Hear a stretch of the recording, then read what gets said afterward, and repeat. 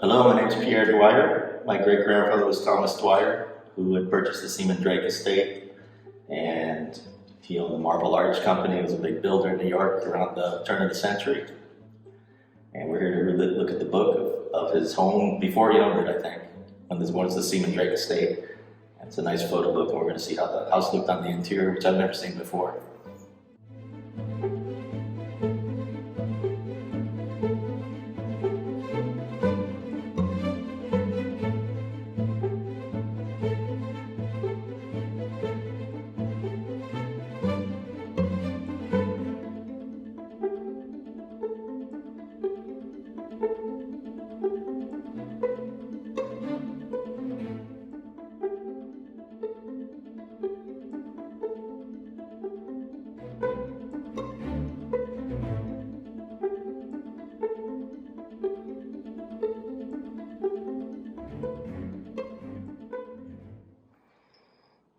Let's see. Wow. Kingsbridge, New York City. Here's the arch. On 215th Street, the gateway entrance. I guess they also call that the, not the chauffeur, but the gatekeeper had a little room there. And that was actually the office building for the architect Thomas up there.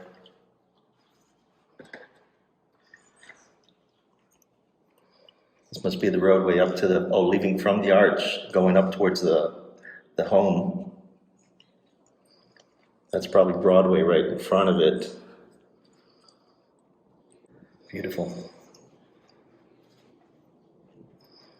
Wow, very nice drive up to the house, it looks like. I mean, nice drive in the woods. Wow, and there's the house. Wow, looks really nice. My aunt gave me some pictures of the home with my great-grandfather's on the steps there. I think he was with one of his kids, and she seems to think that one of the kids that was in the photo too was one of the kids from down the street at the Hearst property. The Hearst family lived down the road. We're very close to them. I think Thomas built a cupola up there, I believe, at one point, or something like that. It would have been colorful too, which is hard to imagine these black and white photos. But the cupolas were actually painted maroon, and there was just statuary all over the property. Another angle of the home there, and we actually have some people hanging out there. And these probably would have been people of the Seaman-Drake family, I believe, because this is the. Yeah, there's if you look right at the top, you can see who it is. Oh, there you go. It says Uncle Lawrence Drake and Mr. What is it, Weber?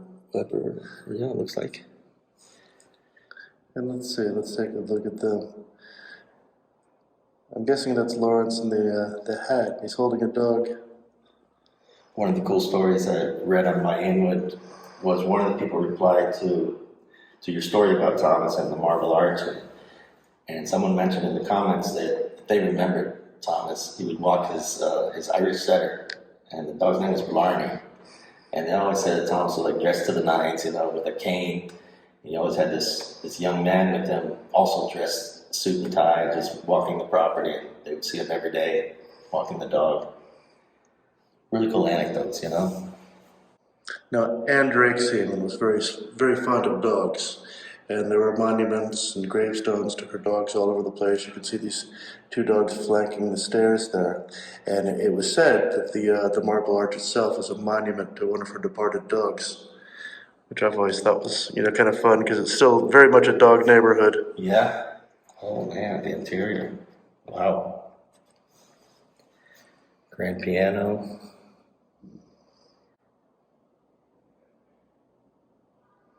There's a description from, I think it's the New York Herald, where they describe the art in the house, and it's truly priceless stuff. Where did that stuff end up? Does anybody know? I'm not sure. Mm-hmm. Just the doorways in there, the mantles and moldings, just amazing. Amazing woodwork. Looks like another view of the drive. Yeah, so what we're looking at is we're facing out towards the Palisades, we're facing west, and you can just barely make out the boats. It's grainy, but there's a little marina down there, and that's currently just solid land. It's been covered with landfill. It's what they call the Gaelic Field now, and it's where people play soccer. But there was a thriving houseboat colony down there at one time.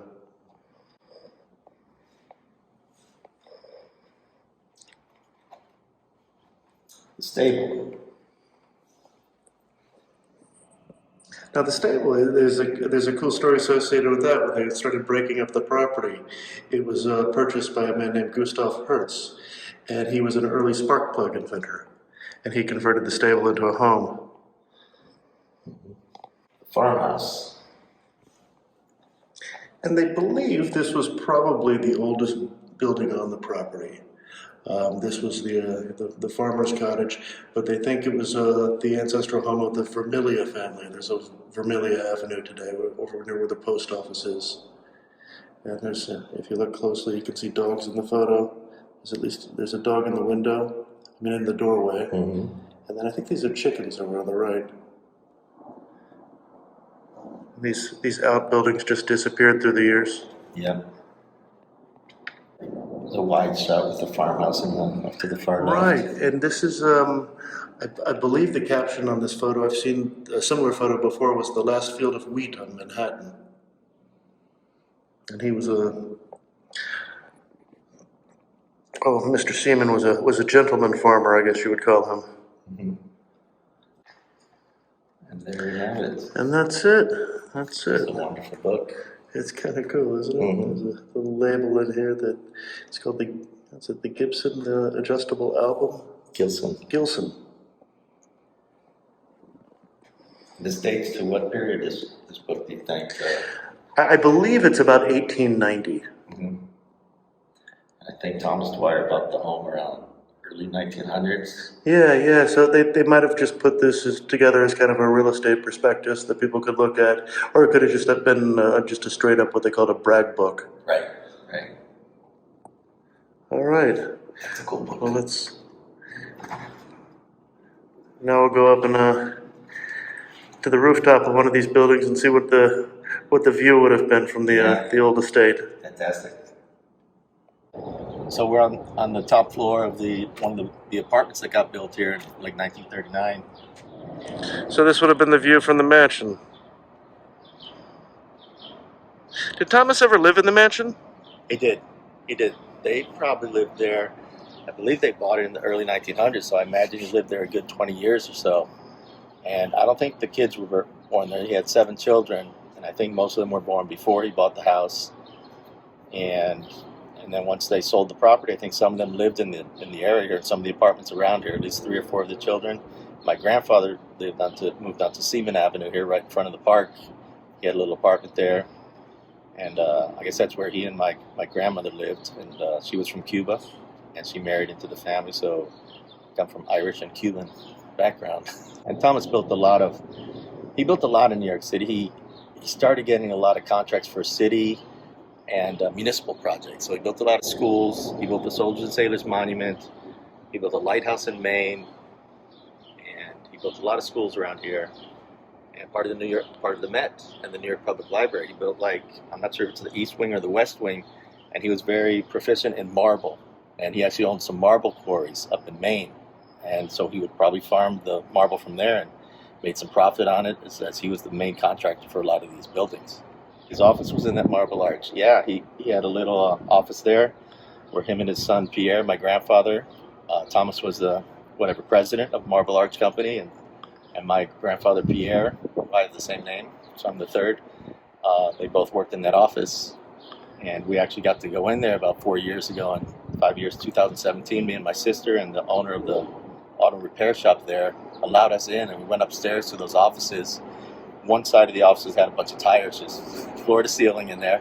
And the other side they had it still open, had a little desk in there where you could see, where you could actually have sat there. And there would have been a little window there that was boarded up, which would have let some nice light in. But that's where he did his work, and then probably just strolled up the hill back home. And he used to water the properties with his his dog Blarney. That's what I'm told from someone who used to remember him when they were a little girl growing up in the Inwood area. She says, I used to remember Thomas.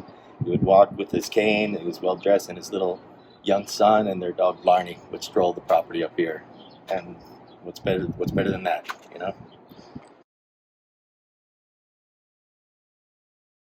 10 Park Terrace East, which is the building that Thomas moved into after he sold the mansion house, manor house, Seaman-Drake estate.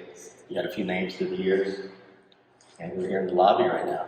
Thomas's children, he had 7 kids, and I think some of them lived here in the same building. And my grandfather Pierre, I don't think he lived in the same building, he lived a couple blocks away on Seaman.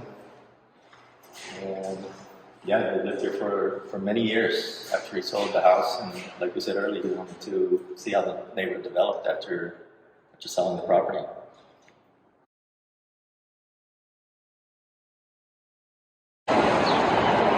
So we're at the front of the Marble Arch, which was probably the gatekeeper's house back in the day. Now it's a auto repair shop, and this is where Thomas used to do his work, up in the upper offices there. It's been a great experience coming to see. My great-grandfather hung out, and my grandfather as well. The whole property, all the way up to the house, where the house used to be. It's amazing. So we're here right off Broadway, pretty much the middle of the arch. It's now an automotive shop. And this is where Thomas Dwyer used to do his work, his building work. Him and his son Pierre, my grandfather.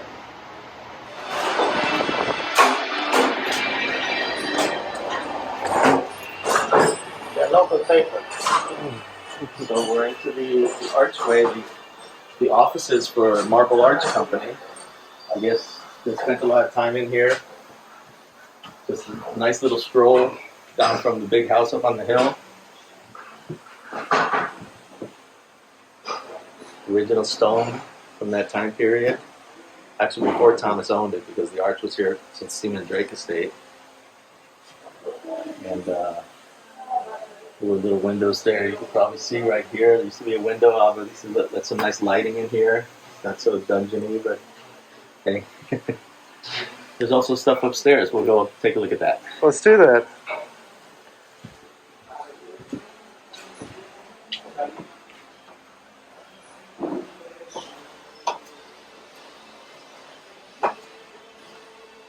This would be the office where Thomas used to work with his son Pierre, and I imagine they probably had a work table here, and there's a nice window here. You probably look up. The house is probably up the hill there, where you can see the apartments there now. Obviously, the original stonework from the era, and just amazing, just to be in the same space that my grandfather was and my great grandfather. It's really cool, and he was big into marble work, and that's why this company is called Marble Arch Company. And he did a lot of, that was probably his specialty.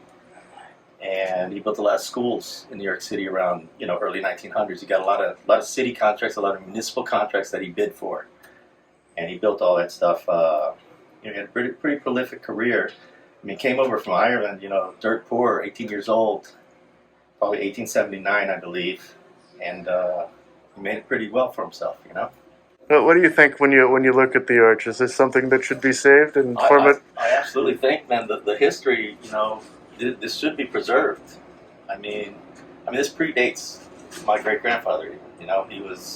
This was built when the Seaman-Drake estate was built, and yeah, we should keep this stuff. Most definitely.